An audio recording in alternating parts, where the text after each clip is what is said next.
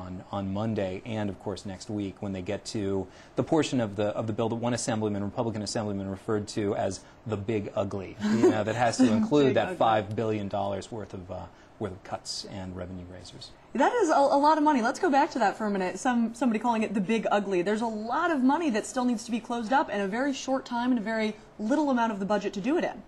Yeah, as I said, it's about they still have to close about $5 billion out of a remaining portion of the budget. I'm just ballparking about a $40 billion gap. That's a huge amount, and it's not going to be easy, especially when the big remaining portion, uncut, is education, which in poll after poll is the program that taxpayers, voters don't want to see cut. They want to see cut last.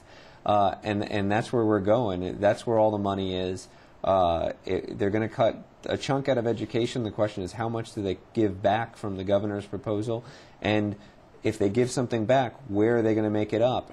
Most likely, if they don't cut as deep as the governor proposed, it's going to be taxes and or borrowing. Well, yeah, speaking of those taxes, some are wondering if this new cigarette tax would help Assembly Speaker Sheldon Silver put money back into education. That's his sticking point. Right, and what the Speaker has said is that even though many of the school districts, pretty much all the school districts in the state, have already voted on their budget, he wants to be able to return more to them than essentially they're expecting, which is kind of a strange thing to do. But he's saying that that the governor's cuts to education are simply too deep. But in addition to that, you've got the Senate Democrats who still have not, as far as I can tell, paid for their wish for some property tax assistance, especially to senior citizens. That question still remains unanswered as well. And that comes back to the issue again. It's that we're playing out here the November elections. Yeah. Neither side wants to give an inch, the Republicans in the Senate or the Democrats in the Senate, because for in many ways it's a life and death for these parties. If the Republicans don't win, they surrender all control. They don't only lose the Senate, they surrender all control over the drawing of legislative district lines for the next decade. You know, the belief of the political watchers in the state is that would basically consign Republicans to oblivion, and their only hope would be to win a rare statewide office, and they could give up any hope of taking a legislative house in the future. Well, how much, Casey, do you see this playing out in the week-to-week with these extender bills? Well, hopefully this Monday might be the last extender. It's definitely going to be, at least according to the governor, the penultimate extender. We're going to have the one on Monday, which ought to be, hopefully, relatively uneventful.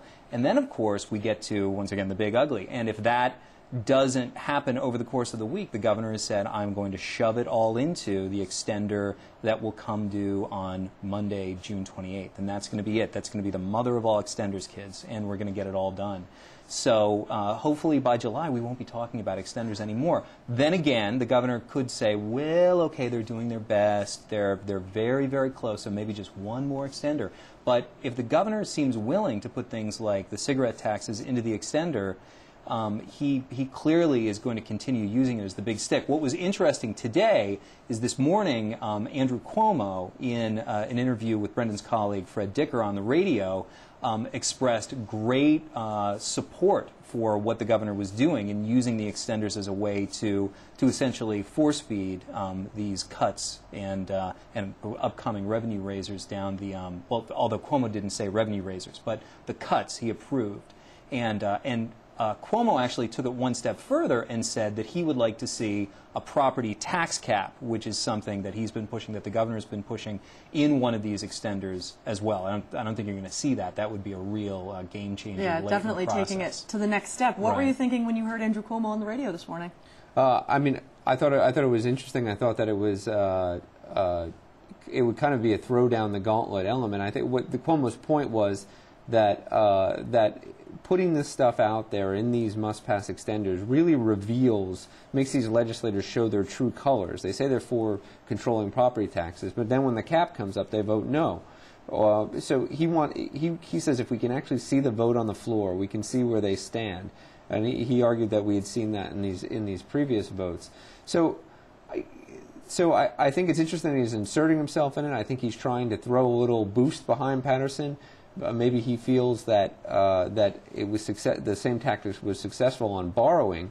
Patterson was saying that he would only borrow as a last resort. He was hanging it out there. The legislature was saying, okay, all we have to do is get them down to $1 billion. That'll be the last resort. We can borrow. But this week, along with his call for a June 28th deadline, he said, I will not borrow. That's widely viewed as a response to the support Patterson has gotten from people like Cuomo and members of the business community that are saying, yes, Governor, we like what you're doing, stay strong.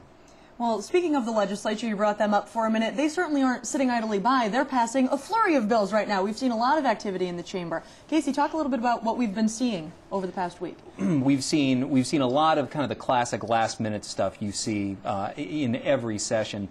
There have been interesting votes to approve no-fault divorce, including a number of other sort of reforms, I guess you would say, to the matrimonial laws.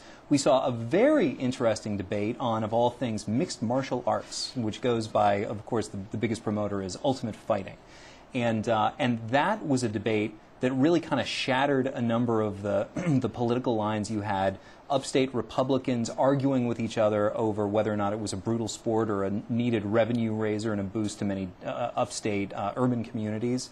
It broke down gender lines. You had Diane Savino saying that it reminded her of the days of the gladiators, and you had Toby Ann Stavisky, who's this very sort of grandmotherly figure, voting in favor of mixed martial arts. It was really something. But they have just been whipping through the active list pretty much every day this week in both houses. And a really close vote that resulted in a big loss for Mayor Bloomberg in the city. Proposal to require what they call microstamping in the on the cartridges fired from semi-automatic handguns. It's controversial for a number of reasons. The opponents, argue that the science isn't there, that the technology to put this information on the cartridges isn't readily available, and they also are concerned that it's just basically going to be a restriction on the access to firearms by legally licensed citizens. That manufacturers are just going to say it's too difficult to sell in New York. We'll sell in Virginia and Florida and all these other places, and forget the New York market. All that being said, Mayor Bloomberg sees this as a big issue in terms of controlling gun violence and mainly in tracking down the perpetrators of gun violence. And he has had pretty strong control over the Senate Republicans. He's given them lots of money in every big election. He's somewhat of a patron to them. And he lost. In this occasion, 3 upstate Democrats went against the microstamping. 2 downstate Republicans were not there to support him out of the 3 that he had that everybody expected to go with him. One took a powder, disappeared from the vote. Another voted no. Okay, yeah. Politically, very interesting story to follow. Unfortunately, we're out of time. I want to thank you both so much for joining us. Casey Seiler, state editor of the Times-Union. Brendan Scott, reporter for the New York Post.